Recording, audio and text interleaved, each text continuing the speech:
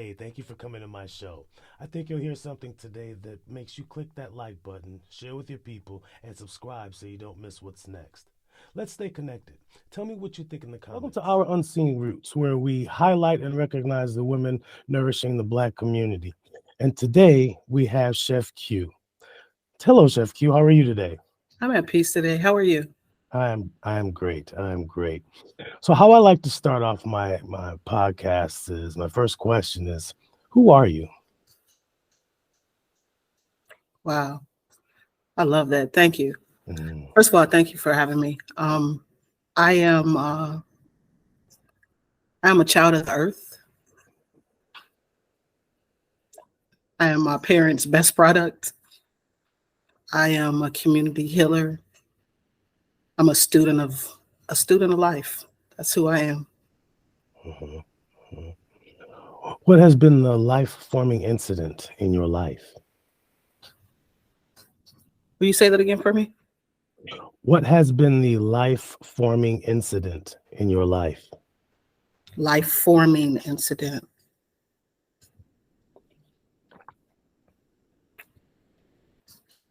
I think if I would say life forming, everything that's complex, everything that's excruciatingly painful. Those are the things that have helped to form me into the woman and the being that I am today. As a Black woman, what would you say your greatest superpower is?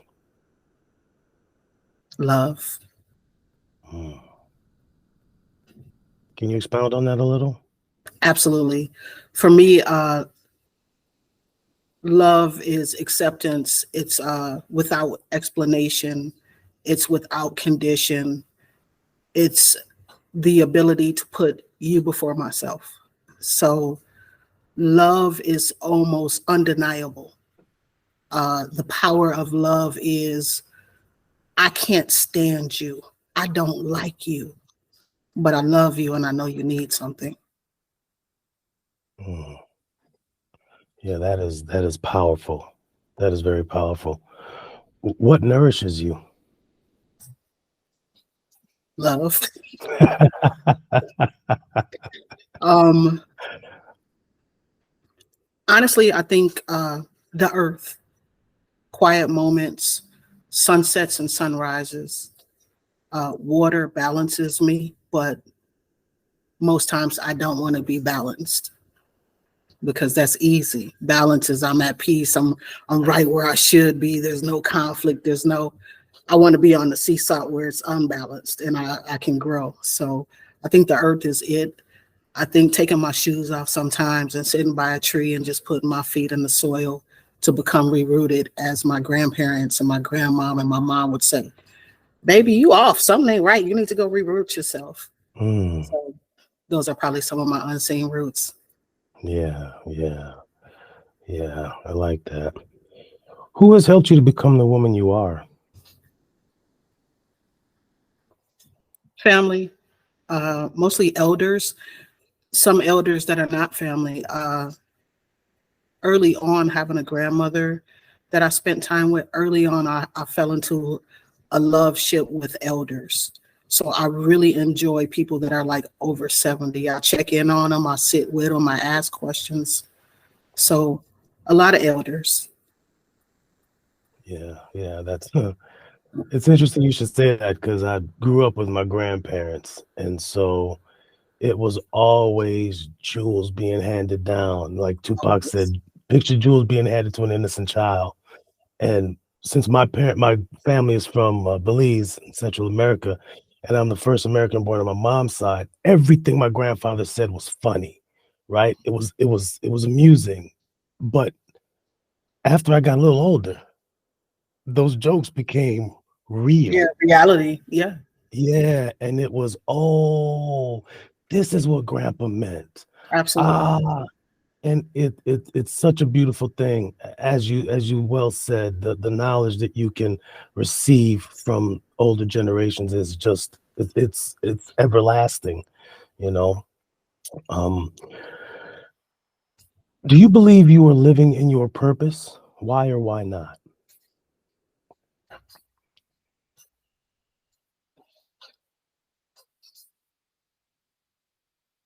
Yesterday, I believe that I'm living in my purpose because I know that I'm living in my purpose. I know that I'm so very conscious of it. But today, I'm like, what's my purpose? So Mm, it's like, I do believe that I am, first of all, I believe the universe is perfect. So for me, that means there are no mistakes. Wherever you are at this very time, you and I together right here, we're supposed to be at this very moment. There are no mistakes. We're the beings trying to make it right, but the universe has us where we need to be. So on purpose, I am on purpose. I am in divinity is real. This is where I'm supposed to be. mhm. But as a being, today I'm going to second guess myself like, am I on purpose? Am I doing what I'm supposed to do? But that's my daily prayer. That's the first thing in the morning. I try to catch the sunset, ground myself by water or trees or plants. And I'm just like, universe, allow me to live in my purpose. Use me where I'm needed. I believe I'm there. Yeah, yeah. What do you wish you had more of in your life? Time. Definitely time. And money. I just Mm, realized last week for the first time, I was like, wow, I need to be rich. But it's not just for me, it's to share. I need to be able to share and implement different things and those resources. But time, I remember when my brand was like I designed it, and I have this three-headed brand, and it's education, and it's supper club, and it's agriculture. And I was like, oh wow, I don't know how to fit this into my schedule with the agriculture part now. And I was like, you got to wake up at 5 instead of 7. So I mm, wish I had more time because we get 7 days, but how we work with that time, that's how you make your masterpiece. mm. Yeah, yeah. That's well said. That's well said. What would it look like if you were only doing what you wanted?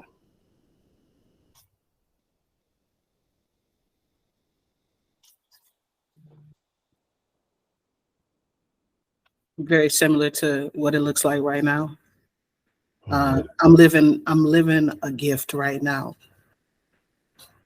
Every single thing that I do are things that I was actually already doing for free.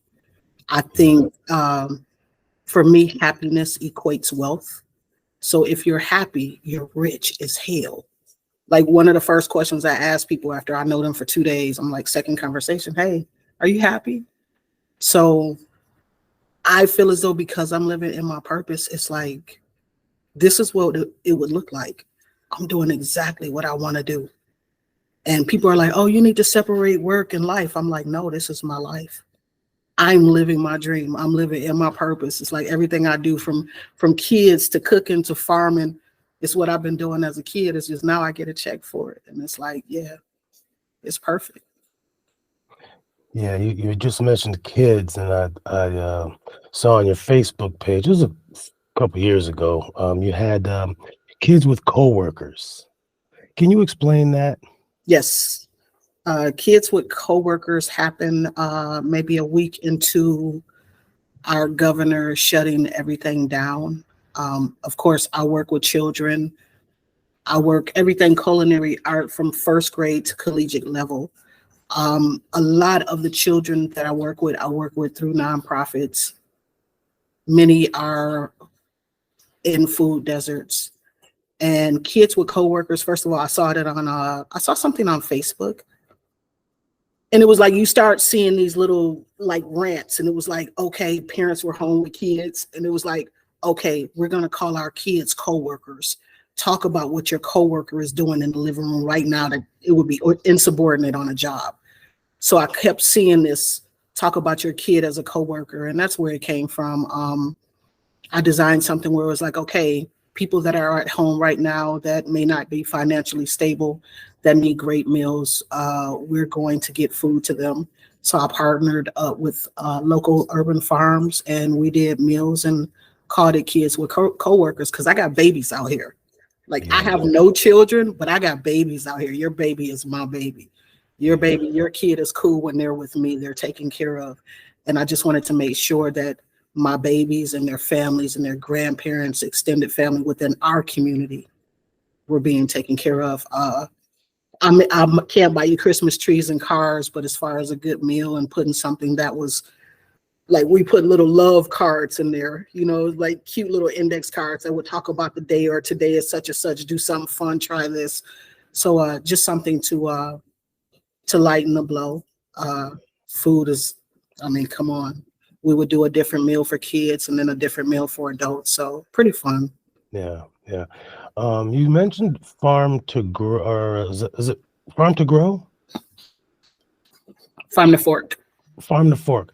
Um, do you raise, or are you in connection with a farm that raises organic meats and good meats to feed people with? Because I know that's important to you. That's really important with me. So I do not raise meat at all. That's so funny because I was just on a cattle farm this past week. We don't raise chickens or beef or anything, but there are tons of farms between Michigan and Illinois. Some of the farmers we work with are in Fairbury, Illinois. So we'll go out. We know our farmers. We know the cattle. Like when they're born, they got names, and we hang out. We go make sure and see what they're eating. We raise all vegetables. So outside of that, I do know our farmers by name. I know how the cattle, or it may be a lamb, sheep, goat, whatever it is being fed. So anything I'm putting on the table, you're getting good food. Like I would not feed you anything that I'm not feeding my own family. And can you tell us, because I don't know if many people actually know a chef personally, how important is good food to the body?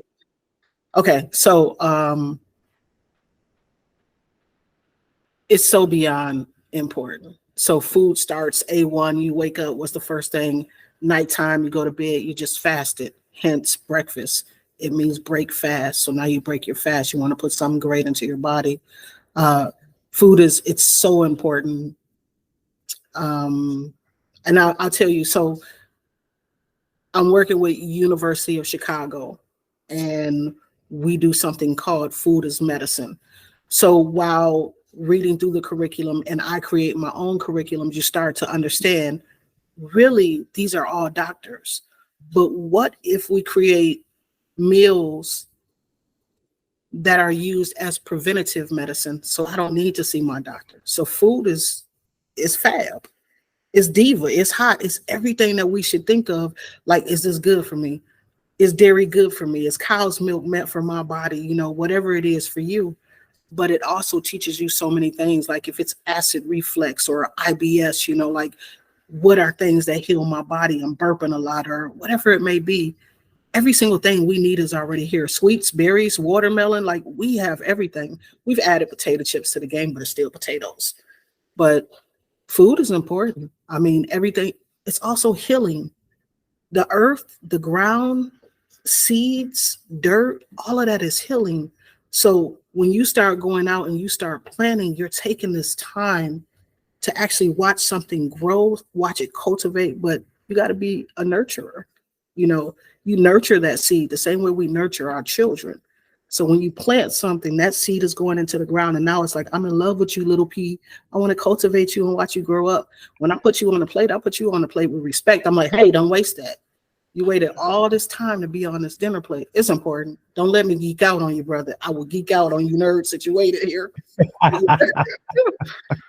But yeah, I'm a nerd on that.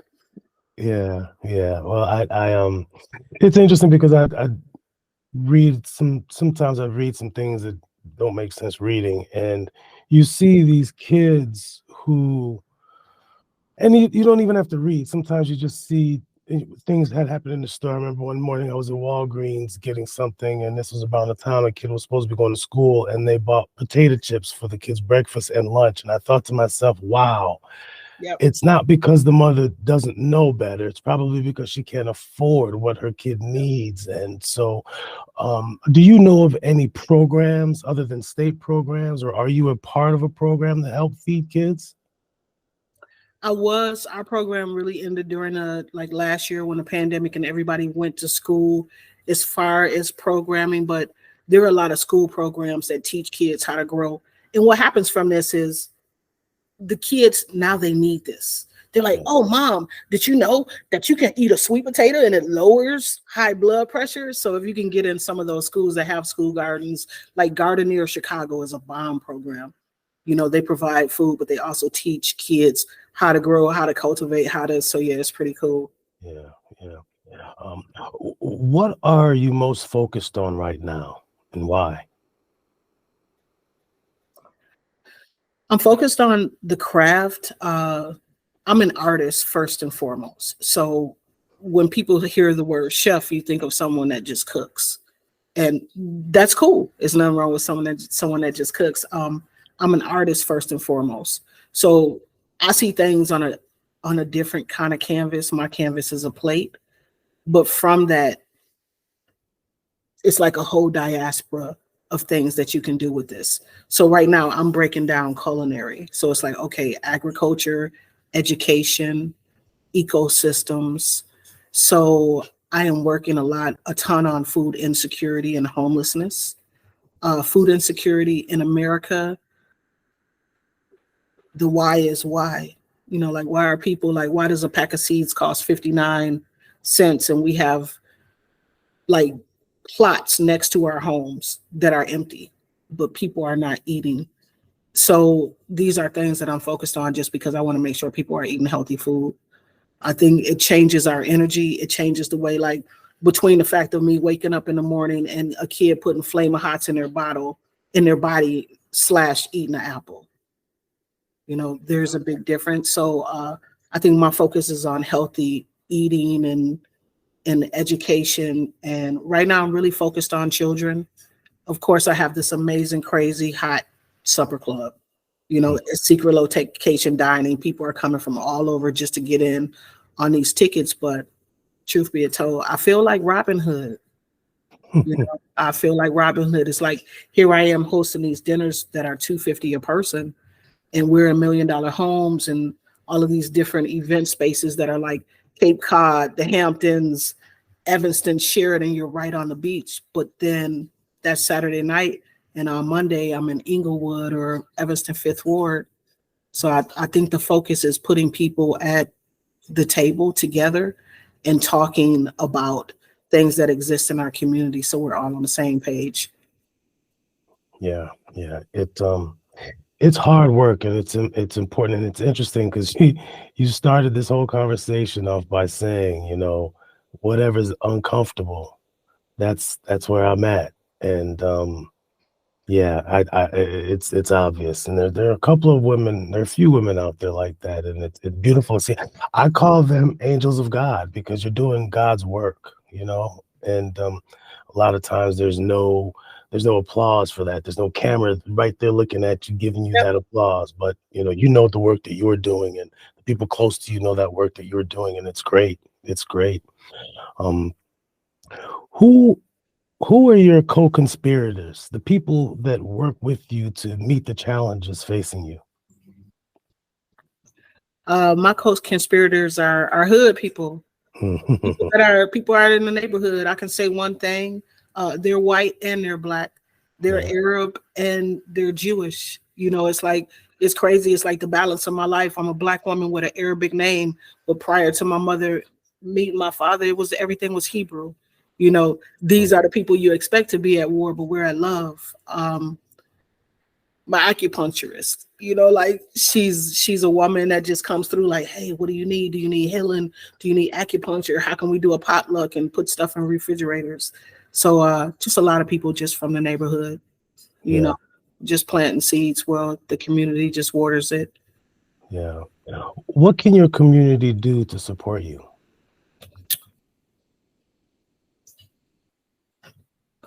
Support a lot of times comes from financial backing. So when you say, oh, I love your mission, I love what you do, buy tickets to our supper club. Mhm. When we have fundraisers, show up. I have a whole garden in the Evanston Fifth Ward. Come plant a seed, water a seed, volunteer. Um, you have to show up to actually participate most times. I remember working in soup kitchens. I still show up. Just show up. That's it. Don't call me. Don't email me to death. Don't send me stuff on social media. I don't want to meet with you 100 times and talk about 100 meetings we're going to have. You want to talk, show up in the garden. You want to talk, show up at a table. Show me that you really invested, because that's what I do. I put my work in. Don't email me to death. That's all. Look, we're not going to talk 100 times. We're not doing that. No. I almost affectionately want to call you Mrs. Marshawn. What was his name? I can't remember. His running back. I'm about that action, boss. That's You it. know? That's it. It's like, it's a labor of love. Like I'm a doer. Like people be like, oh, you're not hanging out. You're not doing this. You didn't answer my call. I ain't got time to answer your call. Yeah. You know what I'm saying? The sun is up. I got to make sure the earthworms ain't on the plants. Yeah. You know, come through, follow up, show up for the people in your community that are doing the work. That's basically it. Where is your Fifth Ward Garden?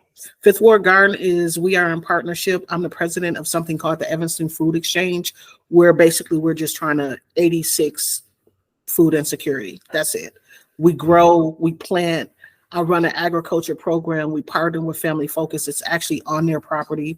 It's the north end of the property, right where the garden is huge. We got beds, like 8 beds on the inside, but during the pandemic, we put 14 beds on the outside. And my mind said at that time, 2020, a lot of Syrian immigrants were moving into our community. So my focus was, what foods do they need to grow so they feel at home? We've got a high population of Latinx. What food can we grow here so they feel at home? Because it's really big to make everything inclusive. Mm-hmm. You're already a foreigner in a land, and now I go somewhere where I can't even find my food. Food is number one. We all share a meal together. Every single person has to eat. So it's very cool to be accommodating when you start seeing people come into the neighborhood. Mm-hmm, mm-hmm. What visions do you have for your community? A lot of real talk. A lot of, I think in Evanston, I have so much history here where I'm actually a 4th generation Evanstonian, but I've only been in Evanston maybe 8 years now. Mm-hmm. I've heard so many of the stories from my great grandparents, from the Black community actually having a community. I've heard about Dr. Spencer, who delivered babies. And I've heard about the ice man that came in, the shoelace man that came in, and the Black man would come in, you know, those little, the little plastic parts around your shoe tip. They would wrap that for you. The umbrella man would come and sharpen the tip of your umbrella. And I don't know why. I'm like, well, why did he do that, Mom? And no one could tell you, but these were small Black owned businesses. I would love to see a community where I love Evanston. I see downtown. I see Main Street. I would love to see resources go more into the Black community, where people support that, because I moved from South Evanston to the 5th Ward, and everyone was like, you moved to the 5th Ward? Yeah. This is where I invest everything that I do. I should, you know, build here and put my money into here. Like this is where we want to add our resources, but I want to be able to come out and have a cup of coffee. You know, there are things that we need in a neighborhood where I think it's really important when we talk to council to say, hey, we need this, we require this. Because most neighborhoods I can go out and I can get a cup of coffee, or I ain't saying nothing about dogs. Right. But yeah, I would love to see, love to see the city of Evanston invest in the communities that have less investments. Yeah. And I would like for the community, if you could do something as someone in the community, to rally around that. And on that note, there was something that I read as well, disaster services hero. And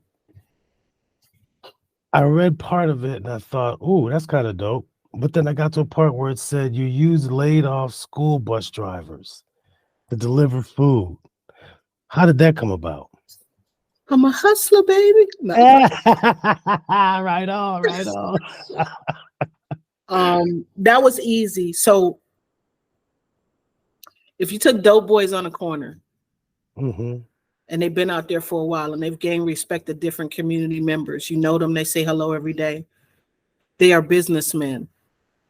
They're just hustling the wrong product, but they're already entrepreneurs. It's there already. They're great at everything they do. So in my mind, it was like, hey, how do I use everything that's being lost? This was a time where things were being lost. Um, no one had a plan. No one knew COVID was coming. So when you see parents, because I know parents, because I have their kids, they're getting laid off, but there's no check for them. There's nothing for them. And I needed a service. Okay, I can cook all this food, but one moment we're doing 30 people, then it's 100 people, then it's 150 people, then 200 people. Well, they already drive for a living. How can I use the people in my community? Because that's how we create sustainability. You use the people, you offer jobs, they get money, they let the dollar circulate right back into that community. So it's like if I'm paying you to do something, now you can circulate this dollar within the community, creating sustainability. That was a no-brainer. Oh, school bus drivers got laid off and I need food delivered to all of these people that can't come out. So that was it. Mhm. I just want people to eat. That's it. You know, people got babies and life, and you have to be able to take care of yourself. Yeah, yeah. Chef Q, do you have a home right now? Not living home, but a home for your food, restaurant, that type of deal? Yes. No. Yes. No. Okay, so let me explain. No. I have a kitchen right now. Okay, so I have a kitchen. My kitchen is in Chicago. Do I have a home? No, because for all of this time right before the pandemic, we've been doing secret location dining. So we go to different spaces. But let's talk about the new home. So I Hmm. am Team Aux. If you don't know, the Aux will be opening. We just did the official groundbreaking. So I will be part of the Aux and I will have my first brick and mortar, which is amazing to me because I'm in the land of my grandparents, my great grandparents. So this is like a black hub or a hub for wellness. You know, you got the laundry cafe, you're going to have Sunshine Enterprises, you're going to have your girl. So I'll be teaching classes, offering like late night girls night. We'll probably do poetry and food, of course, my underground supper club, but I'm an educator. So now I work with so many districts from Skokie, University of Chicago, Inglewood. Now they can bring everything here and Chef Q can stop traveling everywhere. So I'm about to have a home. So I'm excited for that. I'm excited for so many people that I work with that have actually never been to Evanston to just come and see the beauty of where we live. Yeah, yeah. I'm excited for the Ox as well. I have I've got one of the third founders to get on this show, and I'm hoping it won't be before the season's over. It may end Jackie? up Is it being Jackie? I've got Jackie. I'm interviewing Jackie on the 20th. I've already interviewed Tasha, and I can't remember the third lady's name, but I saw her. Is it Tiffany Holmes? Yes, Tiffany Holmes. She's so So I'm she's so amazing. I might have to actually extend my season by 1 week for It her. sounds as such. Yeah, yeah, because what and people don't know what the aux is, and I hope they're Googling it and they're trying to find out because this is going to be big for Evanston. It's going to be big for Huge. Black folks. It's going to be big for anyone who wants to be a part of something that is worth something, Huge. you It's know? uh it's that right there. It is on a Thursday night saying, hey, what are you guys doing on the weekend? And people call me and I'm like, I work weekends. Like Thursday is my Monday. Yeah, But they're like, well, what are you doing? You want to go out, you want to do something, or do you want to go to brunch? Or and then it's that where? right. It's like, where's my reflection? So I'm with you on that. I'm super excited for it too. Yeah, Super excited for it. yeah. And so my final question is, what does liberation look like for Black women? How dare you? This podcast is to honor I love that. and recognize the women nourishing the Black community I love and to that. give them a platform to tell their stories. And 9 times out of 10, 9.999 times out of 10, the women nourishing the Black community are Black. True. So, you know, Truth. Ask me that one more time. um, what does liberation look like for Black women?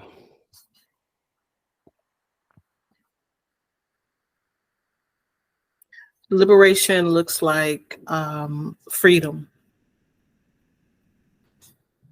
That's an easy word, freedom. Freedom looks like self-healing, the ability to support each other, freedom, self-healing. Um, I think through freedom, we will say and do the things that we want to do. Um, it's probably really that simple. Black women are invested, creative, resilient, broken, healed, harmed, loved. We're so many things. We are the backbone, the structure to a community. We're prayer warriors to a community. We're the people that show up. We cook the meals. Uh, we bring the tissue. Shit, we are the tissue. Mm.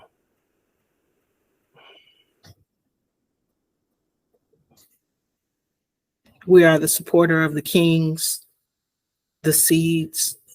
Um, that's what it looks like. Yeah. Yeah, Yeah. that's what it looks like.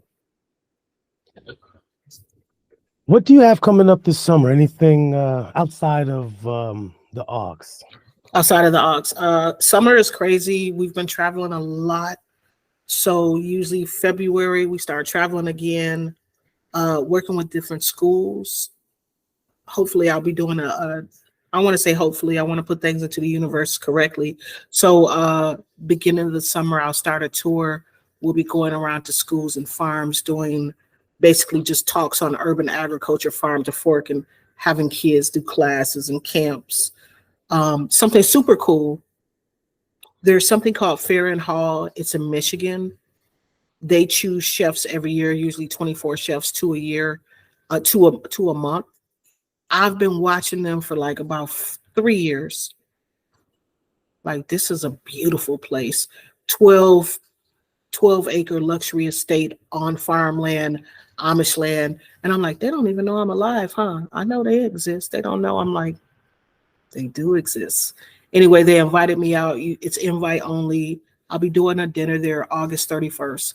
So if people want to come out, I would love to see my community Evanston just come out and show out like, hey, let's go grab a bus or something. Everybody come out and get a ticket. It's a really beautiful place. You can stay out on the land. Those are some things that I have coming up for 24. There'll be a lot coming up. Got something going on with Fleetwood Jourdain, but a lot of travel for 24. Really excited to branch out and work with some other Black chefs. I know people are like, oh, I don't see color. I don't see Black. I'll just work with anybody. And I work with anybody too. But I'm specific on my people. I love my people. I want to get to know them more. They are my reflection. So I learn and I grow from them, period. Unapologetically, but I love everybody. But my people are first. Yeah. Thanks Cheers. for watching. I hope you enjoyed the show. Please like, share, and subscribe. Until next time, let's stay connected.